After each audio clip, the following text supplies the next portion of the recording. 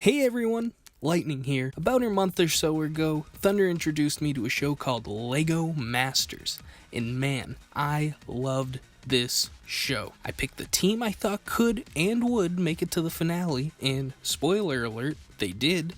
And about a week or so ago, the season ended. One cool thing about the show was the relaxed environment Will Arnett, the builders, and the judges gave off, but it was also where things went really wrong on the show. As I'm sure you could tell by the title of this video, it wasn't going to be about how much I love the show, though I did. I have quite a few issues with how this show, with a real $100,000 prize, decided to choose its Lego Master. Masters? I don't know. If you haven't seen the show, though, and want to, then stop watching this now because we have a ton of more spoilers to come. I have a few things I'm going to get into detail with here, but first off, Tyler and Amy, aka the Newlyweds, won the finale of this season. P.S. Did you know they were newlyweds? Also that they're expecting a baby? Also that Tyler's whole life of building Lego had been leading up to this moment? That would be so amazing though if we could actually buy our own house. I know. We would be able to have a place that's big enough to have a nursery for the baby. I'm just gonna hurt you. Really, really bad. The elephant in the room is that these two slightly off-putting contestants should have been knocked off the show the week prior. Every week, except the first week, there's been one team eliminated from the competition of Lego Masters. But in the semi-finals episode, for whatever reason, no one was sent home. Perhaps it was to mirror the first episode. I don't know. But the point is, Mark and Boone won, and the judges made a point to let us know that Sam and Jessica came in second, meaning Tyler and Amy straight up should have been going home during the semi-final episode. Not to say that two players being gifted an extra week on the show is the worst thing in the world, but it's only okay if the next point is involved. Penalties. The same thing that happened to Tyler and Amy happened to another set of contestants, and they were given a time penalty in the following week, as if to say, just be happy you're still here because you really shouldn't be. But the season finale starts, we're in the same position, the timer starts, and oh, wait, everyone starts getting to work. At no point in the finale were these two penalized for having lost last week's competition. I don't understand how the rules could be bent so harshly on a TV show with such a large sum of money at stake.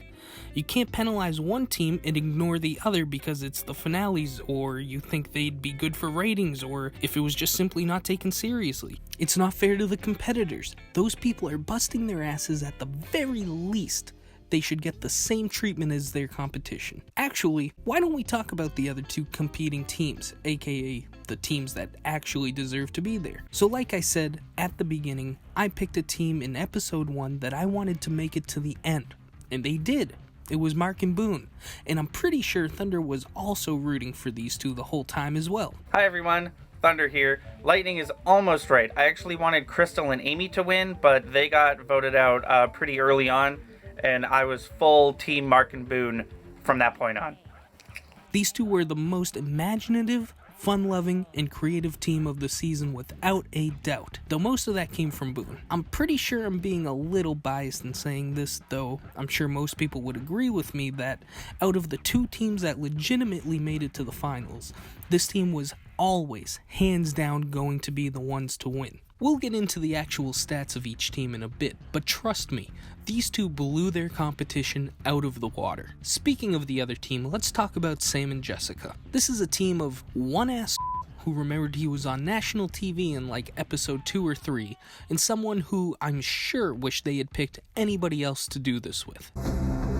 If you don't have a plan for where it goes, you make a small So would piece. you feel more comfortable if you did this portion? I can't do this. Can you sculpt a cat? I'm not confident in your sculpting abilities. Now, as rough of a start as they had, these two definitely turned things around. The only problem is their competition was just simply more skilled with a brick than they were. The fact is, on the semi-final episode, Thunder said they might as well call it the episode Sam and Jessica Go Home. And I thought he was totally right. But man, were we surprised that they weren't the last. And then we were extremely unenthusiastic at the fact that no one was going home. So now that we have an idea of who was there in Junk, let's talk about the final pieces they made. Tyler and Amy made a griffin protecting its young against, a giant lizard. And I'm definitely no expert when it comes to creating Lego masterpieces, but the tech involved in this was definitely very well done. One thing I didn't really care for in their build was the building itself. It just kind of looks like they meant to make a tree and then quit halfway through and made a tower. Next is Sam and Jessica. They made this peacock with a monkey in the back, which is cool and cute, but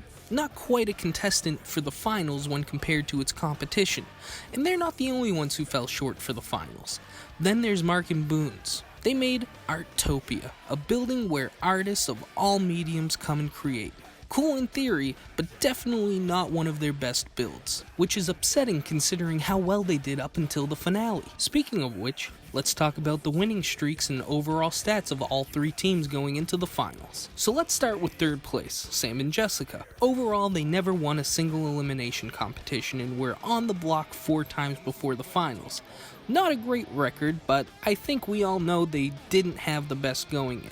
Mark and Boone, in second place, have the highest number of wins, excluding the finale with a total of 4. Let's think about that for a second. This show had a 10-episode season, and they won 4 episodes. That means they practically won half the season, and not to mention, were never on the block. Then you have Tyler and Amy, who won 3 times not including the finale, and were, quote-unquote, at risk for elimination in the semifinals, though, as I've said many times before, that should have been an elimination simply by the show's rules. I loved this show.